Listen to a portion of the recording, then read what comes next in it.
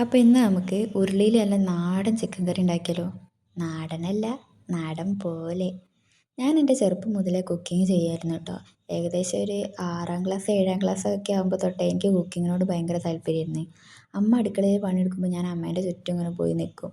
എപ്പോഴും ഇതെങ്ങനെയാണ് ഉണ്ടാക്കുക, അതെങ്ങനെയാണ് ഉണ്ടാക്കുക എന്ന് ചോദിച്ചുകൊണ്ട് അങ്ങനെ ഞാൻ ചിക്കൻ കറി ഏകദേശമൊക്കെ പഠിച്ചു. എന്നാലും കറക്റ്റായിട്ട് എനിക്കറിയില്ലായിരുന്നു കേട്ടോ. പിന്നെ വഴിയെ ഞാനൊരു 8ാം ക്ലാസ് എത്തുമ്പോഴേക്ക് ചിക്കൻ കറിയൊക്കെ നല്ല അടിപൊളിയാക്കി വെക്കാൻ വേണ്ടി പഠിച്ചു. ചിക്കൻ കറി മാത്രമല്ല, മീൻ കറി എനിക്ക് ഭയങ്കര ഇഷ്ടമായിരുന്നു ഉണ്ടാക്കാൻ. ഏത് മീനായാലും ഞാൻ മുറിച്ചുണ്ടാക്കിക്കോളും. ആ, അതൊക്കെ അവിടെ നിൽക്കട്ടെ. അപ്പോൾ നമ്മുടെ ചിക്കൻ കറി ഇതാ.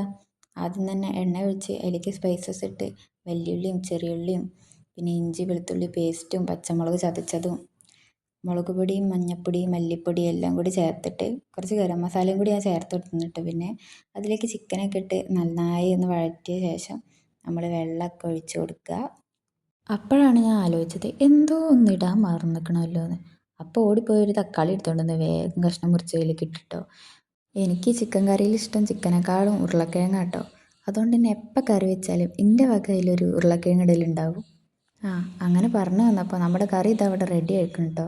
അതിലേക്ക് കുറച്ച് മല്ലിയിലയും കൂടി ഇട്ടപ്പോൾ അടിപൊളി സ്മെല്ലായിരുന്നു. ഇനി ലാസ്റ്റായിട്ടൊരു പണിയും കൂടി ഉണ്ട് കേട്ടോ. നമുക്ക് കറി ഒന്ന് വറവിടണം. അപ്പോൾ ചെറിയ ഉള്ളി എടുത്ത് വെളിച്ചെണ്ണയിലിട്ടിട്ടൊന്ന് വറവും കൂടി ഇട്ടിട്ടോ. അങ്ങനെ കറി റെഡിയായി. ഏതായാലും ഇതുവരെ കണ്ടതല്ലേ, ഒന്ന് ലൈക്ക് ചെയ്ത് സബ്സ്ക്രൈബ് ചെയ്തിട്ട് പോണേ.